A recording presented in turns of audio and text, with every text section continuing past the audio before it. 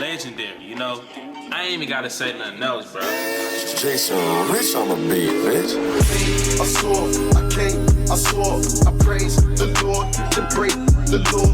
I take what's mine, then take some more. It rains, it pours, it rains, it pours. I came, I saw, I came, I saw, I praise the Lord, then break the law. I take what's mine, then take some more. It rains, it pours, it rains, it pours. Yeah. Pockets loaded, rocket loaded, can't let's rock and roll this. Time to go, lock, stock, and two smoking barrels locked and loaded. Diamonds glowing, chop, climbing on them. You think I'm jumping out the window, I got them open. Line around the corner, line them up the block and over. Sometimes I even stop the smoking when it's time to fold. My shade, Dior, my pain, below. Create, explore, expand, concord. I came, I saw, I came, I saw, I praise the Lord, break the law.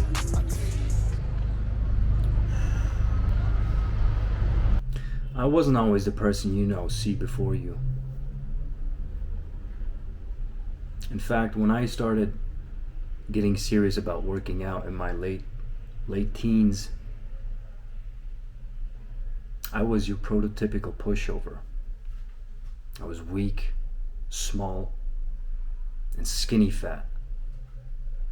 It took me years of training, years of trial and error to build myself up to a respectable degree. However, only recently I've come full circle. Only recently my eyes were opened. You see, when I was in my early 20s, I furiously got into full contact fighting. Muay Thai kickboxing was my thing, and it's been a passion of mine since. But I was really pursuing it in those years, and was frequently fighting at tournaments. I was training 6 to 7 days a week. It was everything I wanted to do back in those days. However, even though I ate what was considered a healthy diet, and I did everything experts told me to do, my coaches told me to do, I would always get sick. Especially in preparation for fights, when things started heating up, I would always end up with like a congested nose and sore throat. I was never at 100%. And it was very frustrating because those things, obviously they kicked me back. I had to rest up, heal up, and come back. So I was never able to give it 100% without being kicked back to square one. It was only when I really started researching nutrition and I stumbled upon the warrior diet and intermittent fasting that I was able to break out of that rut. I thought that it was the fasting or the warrior diet per se that had those magical properties, and though I still fast every day and I love the concept of the warrior diet, it wasn't really that style of eating that saved me. It was the fact that intermittent fasting had me eating a lot less calories. You see, my body can get away with a lot of food without me gaining fat, without me getting heavy, sloppy, sluggish. So sometimes I believe that is an invitation to eat like a pig and overeat consistently because, hey, I'm not really getting fat. I'm not gaining any weight. Big mistake. Big mistake. In any event, that was a huge turnaround for me in my 20s when I found that approach to eating. And apparently, I hadn't learned my lesson. You see, over the years, I would frequently go on bulks or frequently overeat in the pursuit of muscle, strength, and performance. And even these last 3-4 months, I've been in a consistent surplus of calories, meaning I would eat a lot of food. Now, I am much smarter about this than back in my 20s, so I know how to handle my nutrition. I know how to handle my training in order to get the best results for myself. And quite frankly, there's nothing wrong with short periods of pigging out, of eating to satisfaction. I'm not saying you have to be on a diet always, but you got to be very smart about it. And I've realized, even in these last 3-4 months, yet again, that a consistent overconsumption of calories is the most detrimental thing you can do to your body. So I was eating upwards of 4,000 or 5,000 calories for months on end. Not every day, but for a good chunk of that time I would just eat whatever. Mostly healthy, but you know, when you're eating 5,000 calories a day, obviously it can't all be healthy. You have to stuff in some junk to get those calories in. And make no mistake, my training during this time was phenomenal. When you're eating that much food, your output is unlimited almost.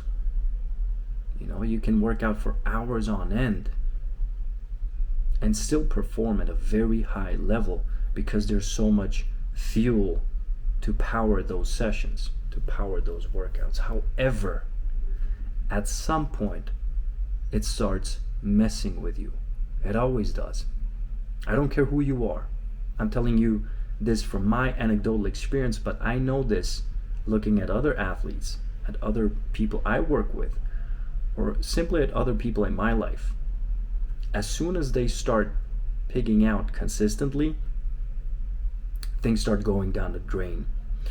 Things like mood, brain performance, physical performance at some point, and then your health and immune system. So you will get sick more often, as I did in my early 20s. And your mind will start messing with you. You'll have mood swings, and you won't be able to focus and perform at a high level consistently because your body's overworked, overwhelmed with all that food that it has to digest and assimilate. So yet again, here I was realizing that I gotta eat less. I gotta restrict my calories. And it's quite fascinating how quickly, how fast this works. So after a couple days of bringing calories rock bottom, a light switch went on in my head and I was back. I was like, oh boy, so this is what it feels like to be alive again. You see what I'm saying? You cannot afford to pig out on a regular basis, habitually, without consequences. I don't care if you're trying to build muscle, if you're going through a phase of quote unquote bulking. You have to keep those low calorie days or low calorie weeks handy. You gotta dip down. You gotta eat less on a regular basis. Your life depends on it. Just yesterday I posted on my Instagram that calorie restriction has saved my life. And I wasn't kidding. I'm talking about the quality of my life. If I didn't have this tool in my toolbox, if I didn't have this calorie restriction in my arsenal, I certainly wouldn't be the same person I am today. I wouldn't be able to perform at this high level. I wouldn't be as happy, as content as I am. And I don't believe I'm the anomaly here. In my experience, this goes for everybody. So take this advice. Eat less. Not every day. You don't have to go on a diet. But give yourself a break from eating. Experiment with fasting and experiment with eating less. It's going to change your life for the better. It has changed my life for the better. So what I do is I have 2 to 3 days every week where I eat rock bottom calories. 1 meal a day at the end of the day, and it's a normal sized high protein, high fiber meal. So it would be some meat and some vegetables. That's it. I might have some fruit for dessert, but we're talking a low amount of calories. I do that twice a week, sometimes 3 times a week. And then the rest of the week, everything goes. No restrictions, no limits. Doing that keeps me sharp, keeps me performing at a very high level, keeps me healthy, and keeps me happy. I'm not shitting you guys here. It keeps me happy. It keeps my brain healthy. It's of utmost importance to undereat on a regular basis. Not necessarily habitually. You don't have to do this every day unless you're a fatty, unless you're very heavy. Then yeah, it's a good idea to go through weeks of months perhaps of restricting your calories.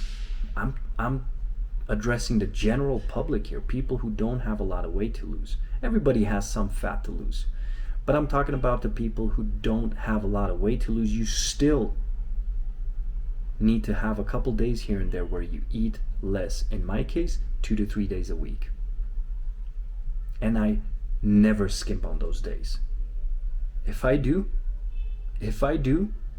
I pay a heavy price. So that's pretty much it. That's what I'm trying to convey here. Calorie restriction is essential. And that's all I have for you guys today. Don't eat too much. Eat a little less. And then allow yourself to eat a little more again. It's not rocket science. See you guys around.